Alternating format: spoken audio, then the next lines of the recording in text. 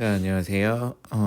여기는 이제 1차 고사 이후의 범위에 해당하는 학습지입니다. 우리가 시간이 없어서 학습지를 통해서, 학습지는 강의를, 온라인 강의를 통해서 이제 하는 점 좀 양해 부탁드리고요. 중간중간 올릴 테니까 잘 들어주시기 바랍니다. 이 고려 문벌 귀족사의 형성이라고 써 있는 챕터인데요. 이거는 아마 교과서를 이제 순서를 따라서 나오는 부분일 거예요. 그러니까 그렇게 알아두시고요. 자, 이 문벌이라는 게 이제 고려 초반부터 어떻게 형성이 나갔는지, 이 지배층을 어떻게 형성이 나갔는지 좀 보겠습니다. 자, 이 문벌이라고 하는 애들은 해주 최씨, 뭐 안상김 씨, 경원희 씨, 경주김 씨, 파평윤 씨 이런 집안들인데요. 이 고려 사회를 이끌어 나가던 최상위 지배층이다라고 생각하시면 되겠습니다. 자, 이들은 최상위 지배이, 그러니까 고위 관직들을 오랫동안 유지해 나가면서 그렇게 계층을 형성해 나가게 되는데요. 자, 그들이 고위 관료를 꾸준히 유지할 수 있었던 배경이 바로 이 과거제와 음서라는 백 제도였었다라는 겁니다. 그렇게 관직을 독점하고요.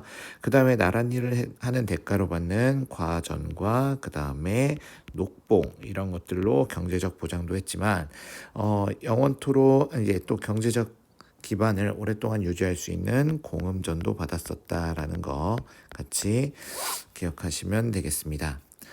자, 이 문벌 귀족 사회가 이제 끝나가는 그런 과정을 좀 보는 그 시기가 이제 이자겸의 난인데요.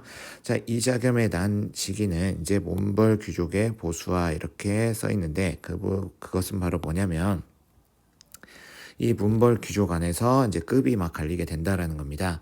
이자겸이라는 집안은요, 이제 이 왕실과 중첩된 결혼 이런 것들을 꾸준히 하면서 고위 관료를 최상위 권력을 유지하게 돼 있었는데요. 그 집안이 바로 이자겸 집안인 경원이 씨라고 할게요. 이씨 세력이 바로 그렇게 최상위 권력을 유지해 나갔었고, 이 경원이 씨 집안의 거의 뭐 절정의 시기가 바로 이자겸 시기였었는데요. 바로 뭐냐면 이자겸이 횡포를 부리게 됩니다. 이자겸이 횡포를 부릴 수 있었던 것은 바로 뭐냐면 인종의 외할아버지이자 장인이에요. 자, 이자겸은 금이 우리에게 4대 요구를 그렇게 하니까 이제 그거를 받아들이자라는 쪽에 입장을 섰게 됩니다. 자, 근데 그거에 마음에 안 들었었던, 결정은 왕이어야 되는데 이자겸이 결정을 하는 거예요. 그러니까 마음에 안 들었었던 인종이 이자겸을 제거하려는 시도를 보였었는데 이자겸이 그거를 이게 이겨내버립니다. 누구랑 함께 이겨내냐면은 척준경이 경과 함께 인종이 이자겸을 제거하려는 그 시도를 이제 막아버려요. 그게 바로 이자겸의 난이었었죠. 자, 이자겸은요, 결국에는 금나라의 4대 요구를 이제 수용하고 했지만 이 인종이 척준경을 꼬드겨서 결국엔 이자겸을 축출하는 하면서 끝났던 게 바로 이자겸의 난입니다. 자, 이자겸이 이제 결국엔 제거가 되면서요, 이 문벌 귀족 사회가 이제 분열하게 되고 왕권은 덩달아 약화됩니다. 처음부터 이자겸을 제거했으면 왕권은 강화됐었겠죠. 근데 안타깝게도 그러지 못했다라는 거. 그리고 이 이자겸의 난은 개경이 불탔기 때문에 다시 이제 그 개경의 궁궐이 불탔고 막 이 전쟁, 내전이 일어났었던 거기 때문에 민심이 흉흉하면서 새로운 곳으로 도읍을 정해야 된다라고 하는 풍수지리설이 유행했다라고 알아두시면 되겠습니다. 자, 이러한 것과 관련되어서 바로 묘청의 서경천도운동이 벌어지게 되는데요. 묘청이라는 승려가 바로 이 풍수지리적으로 이 개경은 끝났다. 이 대화세의 떠오르는 기운이 있는 곳이 바로 서경이다라고 하면서 이곳으로 천도하자라는 그러한 주장을 했었다라는 겁니다. 인종이 뭐 개혁에 대한 의지 이런 것들이 특히나 보이니까 특히나 더 그랬겠죠. 자, 그래서 자주적인 문벌 이 윤원희 세력과 서경파 세력인 묘청 정지상이 중앙 정치판에 이제 등장하면서 특히나 묘청 등이 이렇게 이 서경천도 운동을 주장했다라고 알아두시면 되겠습니다. 뭐 여기 내용들은 여러분들 교과서를 통해서 좀 써주세요. 자, 그 경과는 이 서경천도를 이제 추진하도록 이 인종의 묘청이 꼬드겨서 이제 서경천도가 주인이 되는데요. 뭐 대화궁 이런 것들을 만들어요. 근데 거기에 뭐 궁궐에 불도 나고 벼락도 떨어지는 그런 불길한 모습과 그 다음에 개경파 귀족들이 반대하면서 결국에는 좌절이 되게 됩니다. 자, 그렇지만 이 묘청은 그것에 대해서 이것은 왕의 의지가 아니다라고 하면서 난을 일으키게 돼요. 결국엔 실패하게 되죠. 누구에 의해 진압돼요? 김부식이죠. 김부식에 의해 진압이 됐는데, 자, 이 사건을 빌어서 결국엔 또다시 관권도 약화되고요. 그 다음에 문벌 귀족 사회가 이제 더더욱 모순을 이제 보이는 그런 모습을 보이게 됩니다. 자, 여기 뭐 서경천도 운동 우리가 수행평가도 했었는데요. 그 부분에 대해서 교과서를 통해서 여러분들도 다시 한번 확인해 보시고요.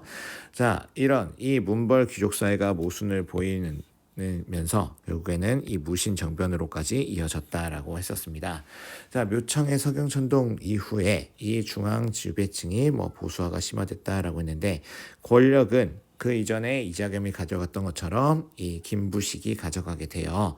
자, 그런데 이런 전쟁들, 많은 전쟁들이 일어나게 되니까 바로 이제 무신들이 이제 세력이 성장하게 됐었는데요. 이 무신들이 성장함에 불구하고 양적으로 성장함에도 불구하고 문벌 귀족들이 무신들에 대한 차별을 그렇게 하게 됩니다. 그래서 뭐 여기는 뭐 문벌 귀족들에 대한 무신들의 차별, 심화 뭐 이렇게 써도 되겠는데 뭐 내용은 여기 여러 가지가 들어갈 수 있을 것 같아요. 괄호가 되게 개방적인 칸이에요.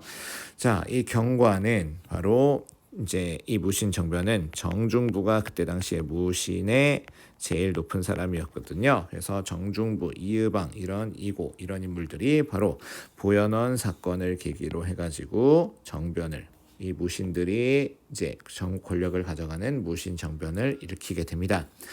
문신들을 이 갓선자들을 다 죽여라라고 하는 무신 정변을 일으키게 되고요. 결국에는 의종이 폐위가 되고 이제 허수아비 왕을 세우게 된다라는 겁니다. 뭐 명종 이런 왕을 세울 거예요.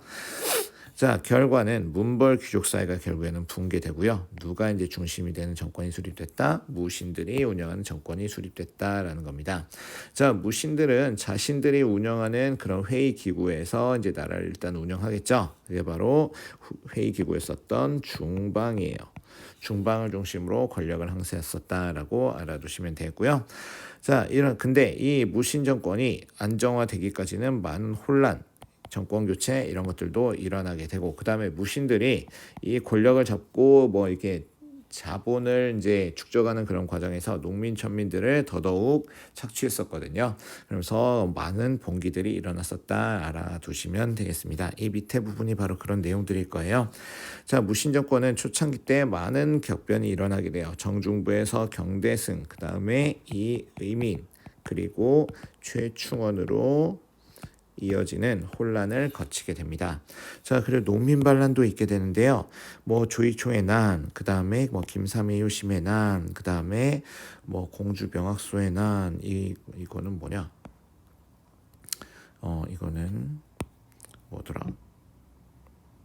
망이망소의 난인가?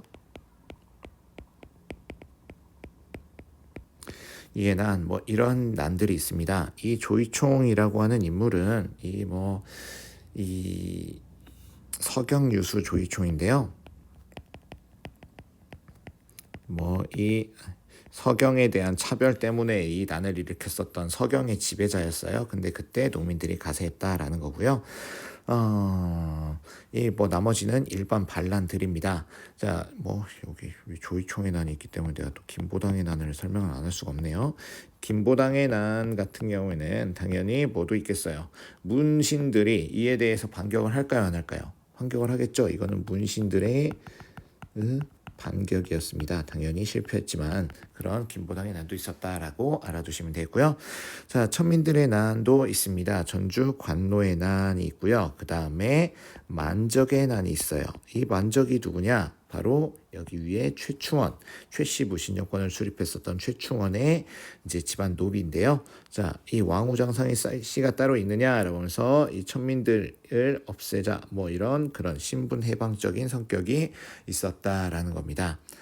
자, 그리고 삼국의 부흥운동이 있는데요. 이 삼국 다시 이제 그 삼국의 이름을 걸고 부흥을 하려는 그런 운동도 잠깐 있었다라고 알아두시면 되겠습니다. 자, 그리고 이제 이런 혼란기를 끝내고 이 최씨 무신 정권이 안정화되는 그런 계기를 마련했었던 게 바로 누구냐면은 최충원이에요. 자, 최충원 같은 경우에는 바로 이제 체계적으로 자기네들이 정권을 유지해 나갈 수 있는 기반을 마련하게 되는데요.